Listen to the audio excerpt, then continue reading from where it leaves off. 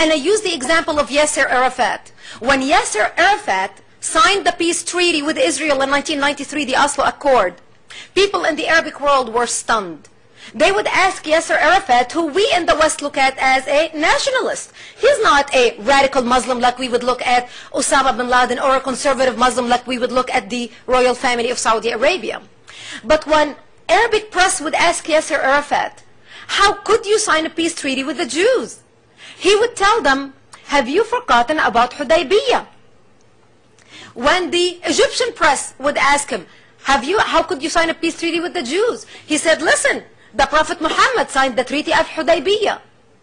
So while we in the West didn't have a clue as to what Yasser Arafat was talking about, the Jews were singing Kumbaya in Jerusalem, having Peace Now movement. We were so proud in America that we broke the peace treaty between the Palestinians and the Jews. Yasser Arafat was singing in Arabic, Jihad, Jihad, Jihad, all the way to Jerusalem, and quoting the Treaty of Hudaybiyah to the Arabic press, who knew exactly what he was talking about. And what Yasser Arafat was referring to, that Muhammad used lies and deception as a strategy of war by signing a contract with his enemy until he is strong enough to declare war on them again. And Yasser Arafat was using this tactic to defeat Israel, his enemy. He not only was able, because of that treaty, to go back to Israel, to go back to the, Palestinian territories and establish the Palestinian Authority, he even got the Jews, got Israel, to pay for him to come back, to finance his troop, to train his police, and supply his police with weaponry that the Palestinians actually used against Israel later in 2000, when they broke their peace treaty and started declaring the Second Intifada and suicide bombing on Israel. This is how the Prophet Muhammad set the example of how wars should be fought. We in the West had no clue. Most of the people still do not have a clue as to what we are truly fighting. We need to stop differentiating between this is a nationalist, this is a radical, this is a conservative when it comes to Islam. We need to realize that deceit is a tactic of war when we are dealing with radical Islamists. Everybody knew that Yasser Arafat was a thug. Just because he put a suit on and came to the White House did not make him a respectable world leader. So, Islam spread out of Arabia. Islam started conquering nation after nation, led by Muhammad. He himself fought 27 battles as a military leader. And they started conquering the neighboring areas, Christians and Jews. And they started forcing the Jews and the Christians to become dhimmi, conquered people, even though protected under Islam because they are the people of the book. But they became dhimmi, and they became persecuted under Islam as a second-class citizen. And the Jews and the Christians, in order for them to stay alive, they had to buy their protection by paying the jizya, the protection tax. And the way the Jews and the Christians paid the jizya is by going to the mullah, kneeling on their knees downtown in a ceremony, and handing up their money or their taxes to the Muslim mullah in subjugation. And the way the mullah took the money from them, he used to grab them by the beard, the Christians and the Jews, hit them on their chin as a reminder of their submission and humiliation, and take the money. In a lot of areas, Jews and Christians were made to wear a receipt around their neck to show that they have paid the jizya.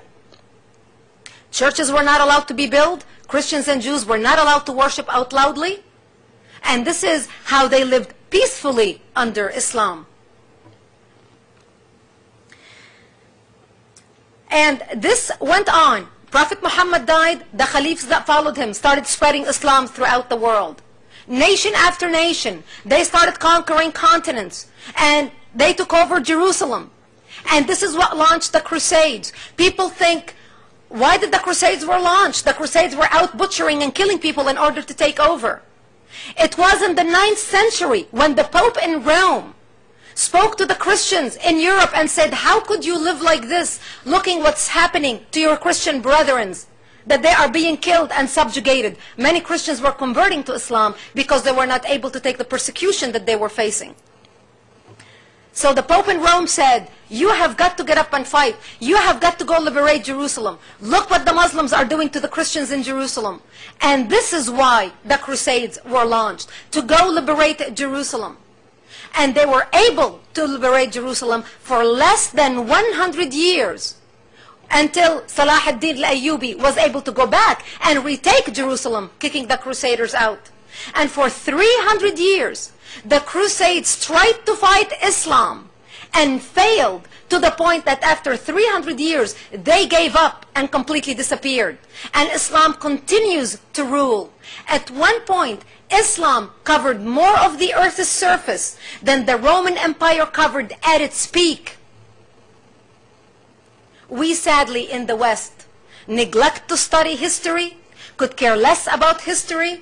We are not teaching our children history.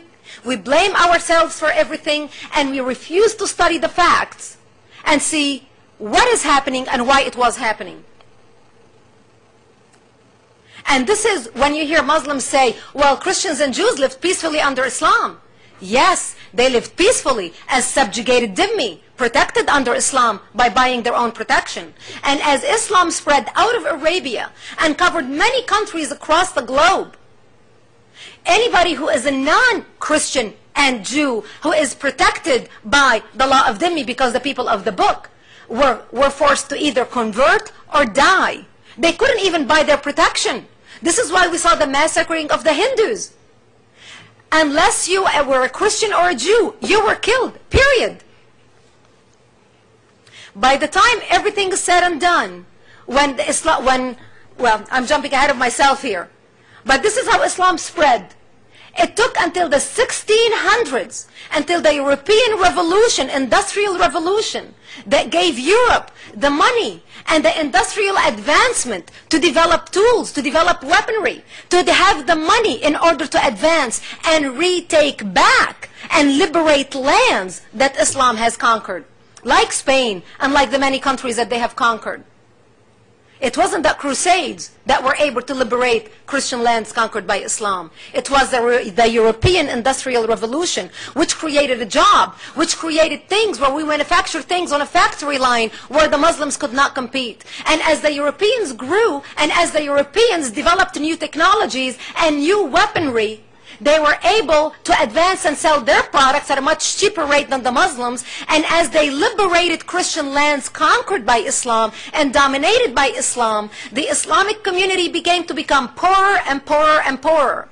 Because what built Islam was the money, the jizya tax, that they were able to take from the Christians and the Jews, and the credits that they were able to take of the advancement of the Christians and the Jews. So when that money line dried up, you started seeing the deterioration of the Islamic power and the Islamic strength and the Islamic wealth. And this happened in the 1600 centuries. And it wasn't until now, until 1924, until Ataturk ended the Islamic empire. Most people don't realize that. It has been less than 100 years since the end of the Islamic empire.